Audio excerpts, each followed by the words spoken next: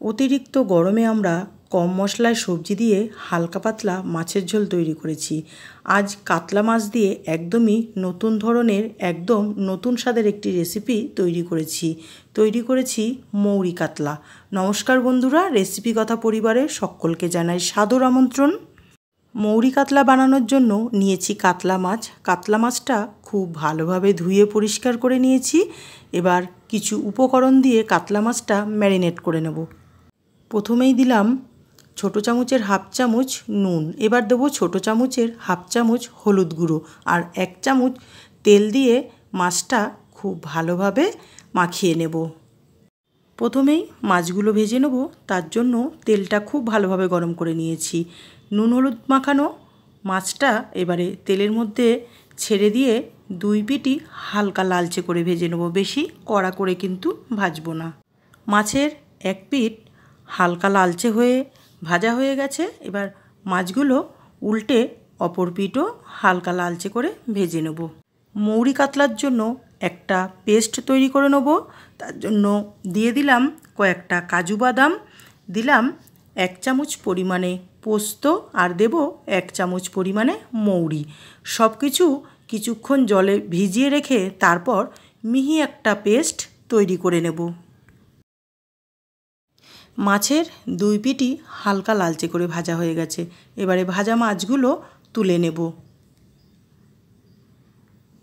এইভাবে বাকি মাছগুলো ভাজা করে নেব। মাছ ভাজার এই তেলের মধ্যেই বাকি রান্নাটা করব। ফোড়নে দিয়ে দিলাম কয়েকটা শুকনো লঙ্কা, দিলাম একটা দারচিনি আর 3টে ছোটো এলাচ। মশলার একটা সুন্দর গন্ধ ছাড়তে শুরু করেছে।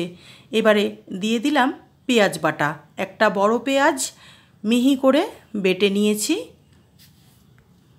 গ্যাসের ফ্লেমটা লোতে রেখে পেঁয়াজটা খুব ভালোভাবে ভাজা করে নেব, যতক্ষণ না পেঁয়াজের কাঁচা গন্ধ চলে যায় আর পেঁয়াজটা হালকা লালচে হয়ে আসে।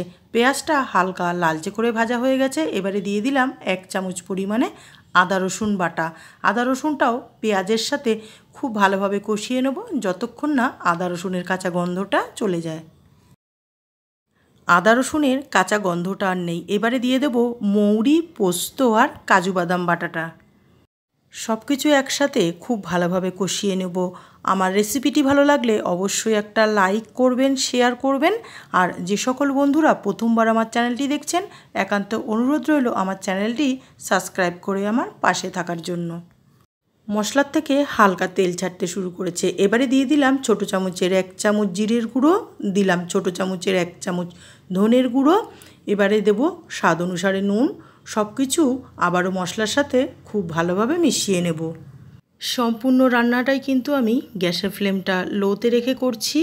হাই ফ্লেমে দিলে তাড়াতাড়ি মশলাগুলো পুড়ে যাবে আর তরকারির স্বাদ কিন্তু একদমই ভালো হবে না। সমস্ত কিছু খুব ভালোভাবে কষিয়ে নেওয়ার পর এবারে দিয়ে দেব টক দই। টক দইটা আগে থেকেই কিন্তু ফেটিয়ে নিয়েছি। সব কিছুর সঙ্গে টক দইটা আবারও খুব ভালোভাবে মিশিয়ে নেব। মশলার সাথে দইটা ভালোভাবে কষানো হয়ে গেছে, দইয়ের কাঁচা গন্ধটাও আর নেই। এবারে দিয়ে দেব পরিমাণ মতো গরম জল।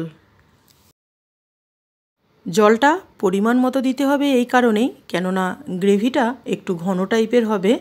তার জন্য জলের পরিমাণটা বুঝেই দিতে হবে। যেই অনুযায়ী গ্রেভি রাখবেন সেই অনুযায়ী কিন্তু জলটা দেবেন।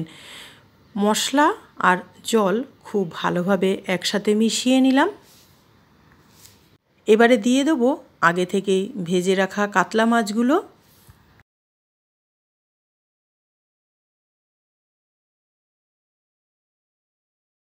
এবারে দেব কয়েকটা চেরা কাঁচা লঙ্কা। ঢাকনা চাপা দিয়ে 5 থেকে 6 মিনিট গ্যাসের ফ্লেমটা মিডিয়ামে রেখে খুব ভালোভাবে তরকারিটা ফুটিয়ে নেব। কড়াইয়ের ঢাকনাটা সরিয়ে আবারও তরকারিটা খুব ভালোভাবে নেড়ে দিলাম। মৌরি কাতলা আমাদের একদমই রেডি হয়ে গেছে। দেখুন গ্রেভির ঘনত্বটা ঠিক আমি এই রকম রেখেছি। নামানোর আগে একটু ধনেপাতাও দিয়ে নিতে পারেন। মৌরি কাতলা আমাদের একদমই রেডি হয়ে গেছে। গরম গরম ভাতের সাথে কিন্তু অসাধারণ লাগে এর স্বাদ। মাছের ঝোল তো প্রতিদিনই প্রায় বাড়িতে হয়। একবার এইভাবে মৌরি কাতলা বানিয়ে খেয়ে দেখুন, তাহলে সকলে ভালো খান, সুস্থ থাকুন। ধন্যবাদ। ফিরবো আবার নতুন কোনো রেসিপির সাথে।